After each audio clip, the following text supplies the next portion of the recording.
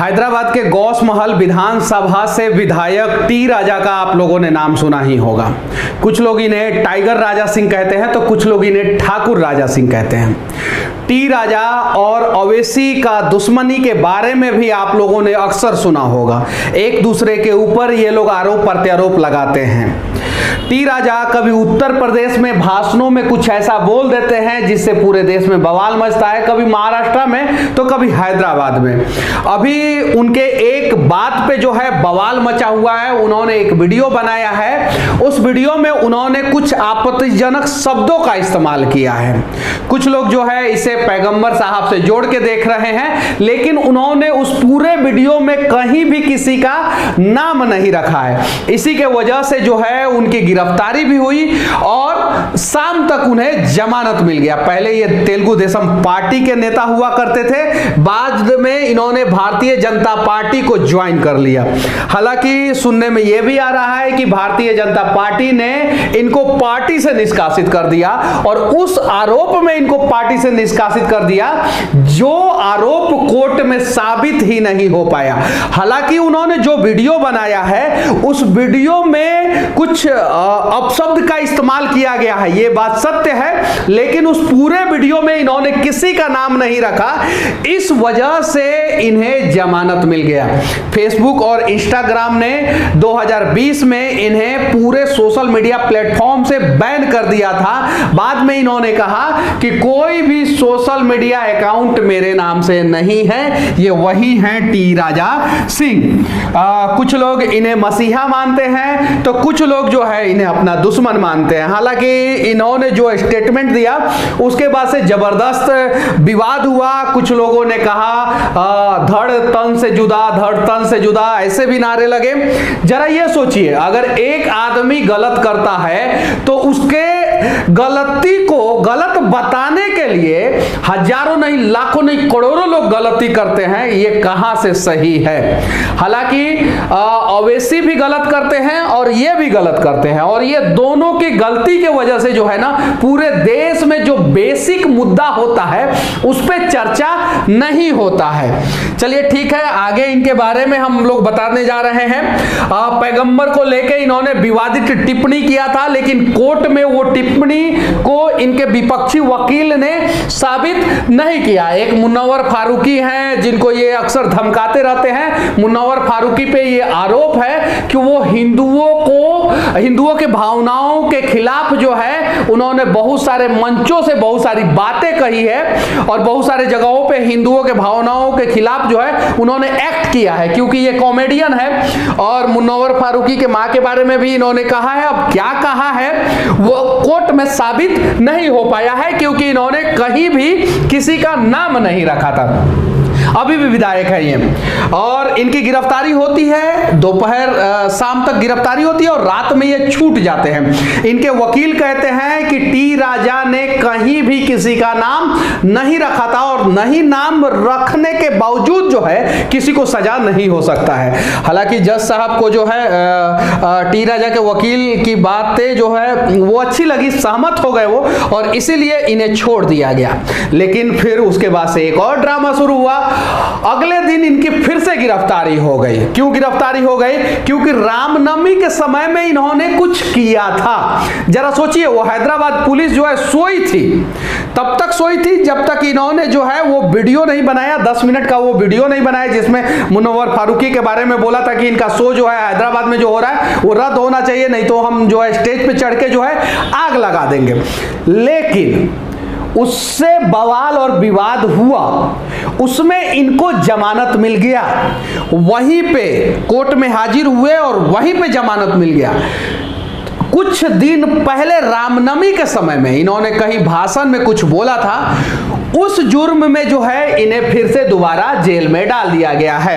अब टी राजा के बारे में समझते हैं। टी राजा के बारे में कहा जाता है कि 75 से ज्यादा उन पे मुकदमे दर्ज है। 75 से ज्यादा, कुछ जगहों पे 101 दिखाया जा रहा है, लेकिन ये दैनिक भास्कर का डेटा है जिसमें साफ साफ लिखा हुआ है 75 से ज्यादा आपराधिक मामले दर्ज हैं, जिसमें से 30 मामला मामला जो है वो धार्मिक भावनाओं को आहत करने का है और 17 मामला जो है दंगा करने और खतरनाक हथियार रखने और एक मामला हत्या की कोशिश से भी जुड़ा है। ये है, जरा सोचिए, ये मामला दर्ज है इनके ऊपर, फिर भी ये एक विधायक हैं, तो सोचिए कि मामला कैसा होगा। अब कंट्रोवर्सी की बात करते हैं तो 2022 में यूपी चुनाव के दौरान राजा सिंह ने कहा था कि बीजेपी को जो वोट नहीं देगा उसके ऊपर बुलडोजर चलाया जाएगा। उसके बाद से 2 सितंबर 2020 को फेसबुक और इंस्टाग्राम ने राजा सिंह को डेंजरस इंडिविजुअल बताते हुए हेट स्पीच के लिए अपने तमाम प्लेटफॉर्म से बैन कर दिया था। हालांकि बाद में राजा सिंह ने कहा कि हमारा कोई पर्सनल फेसबुक और इंस्टाग्राम अकाउंट ही नहीं है। जुलाई 2018 में टी राजा ने कहा था कि देश में रहने वाले बांग्लादेशी और रोहिंग्या को गोली मार देनी चाहिए और अगर सरकार नहीं मार सकती है तो हम मार देंगे। 2017 में राजा सिंह ने कहा था अयोध्या में राम मंदिर बनाना उनका संकल्प है और इसके बीच में अगर कोई बाधा बनेगा तो हम जान दे भी सकते हैं और जान ले भी सकते हैं। 2017 में ही उन्होंने ओल्ड हैदराबाद को मिनी पाकिस्तान कह दिया था और यहां तक कहा था कि अगर ओल्ड हैदराबाद के हर एक घर की जांच होगी तो हर घर में बम, बंदूक, बारूद और अवैध सामान निकलेगा। हालांकि ओल्ड हैदराबाद में घरों की जांच नहीं हुई और इनकी बातों की पुष्टि नहीं हो पाई है। जहां भी जाते हैं समर्थकों के बीच में घिरे रहते हैं और समर्थक इनके जो है वो इन्हें जो है फरिश्ता, कहीं कहीं तो इन्हें भगवान भी लिखा जाता है सोशल मीडिया पे। और इनके जो सबसे बड़े दुश्मन हैं वो अवैसी जी हैं। ये देखिए, इनका भी वही काम है, अगर ये सही है तो टी राजा भी सही है और अगर ये गलत है अवैसी तो टी राजा भी गलत है। ये चीज है, चूंकि ये दोनों काम वही करते हैं, एक जो है हिंदू को गलत कहता है, एक जो है मुसलमान को गलत कहता है। सच्चाई यही है और इन दोनों के बीच में जो है पूरा देश का मीडिया उलझ जाता है। जरा सोचिए, जिस दिन टी राजा ने स्टेटमेंट दिया था उस दिन पूरे देश में टी राजा की गिरफ्तारी के बारे में चर्चा चला। पहले ही से स्क्रिप्ट फिक्स था कि शाम को गिरफ्तार होंगे और 1-1.5 घंटे के अंदर छूट जाएंगे। सेम काम अवैसी भी करते हैं, उत्तर प्रदेश में जाके भड़काते हैं, बिहार के सीमांचल क्षेत्र में जाके भड़काते हैं, पश्चिम बंगाल में भड़काते हैं, महाराष्ट्र के औरंगाबाद डिस्ट्रिक्ट में जाके ये लोगों को भड़काते हैं, मालेगांव में जाके लोगों को भड़काते हैं। सेम काम अवैसी भी करते हैं। तो इन सब चीजों पे प्रतिबंध लगना चाहिए। टी राजा बात करें, धर्म की बात करना गुनाह नहीं है, लेकिन धर्म की बात करते हुए दूसरे के धर्मों के खिलाफ बोलना, दूसरे धर्म के लोगों के भावनाओं के साथ खिलवाड़ करना कहीं नहीं तो कहीं गलत है। धर्म की बात करने के साथ साथ देश के विकास की भी बात किया जाए और देश के एक्चुअल समस्याओं पे भी बातचीत किया जाए। कहीं नहीं तो कहीं इन सब चीजों में देश का जो एक्चुअल समस्या है वो खत्म हो जाता है। 23 अगस्त को टी राजा सिंह को कोर्ट से राहत मिल गई। कमाल की बात यह है कि गिरफ्तार भी 23 अगस्त को ही हुए थे, लेकिन फिर अगले ही दिन भारी विरोध हुआ हैदराबाद में और टी राजा जो है फिर से गिरफ्तार हो गए। हालांकि उस विरोध की आंधी में बहुत सारे लोगों ने मर्यादाओं को भूल के जो है बहुत सारी बातें कही, जैसे तन से धड़ जुदा और भी बहुत सारी गंदी गंदी गालियां दी गई। चलिए ठीक है, इनको गालियां दी गई, लेकिन इनके साथ साथ बहुत सारे लोगों ने हिंदुओं को भी गाली दी और उन सभी लोगों को जो है जमानत दिलाने वाले अवैसी साहब है, सभी लोगों को जो है वहां पे हैदराबाद में इन्होंने जमानत दिलवा दिया।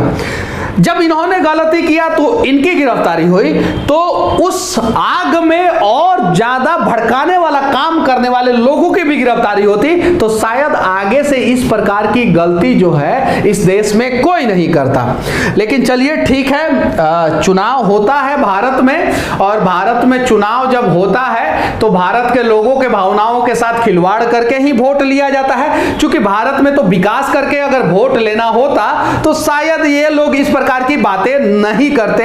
चाहे अवैसी, दोनों अवैसी के छोटे भाई भी कमाल का बात करते हैं, कहते हैं कि 15 मिनट में पूरे हिंदुओं को काट देंगे। जरा सोचिए, ये चीजें है, और फिर भी उनके ऊपर कोई कार्रवाई नहीं होता है, ये सच्चाई है। राजा सिंह भी इस प्रकार की बातें अक्सर करते रहते हैं, और यही है उनका गिरफ्तारी का हाई वोल्टेज ड्रामा का एक तस्वीर आप देख सकते हैं। बस राजा सिंह के बारे में आप लोग क्या सोचते हैं, आप लोगों का स्वतंत्र राय क्या है?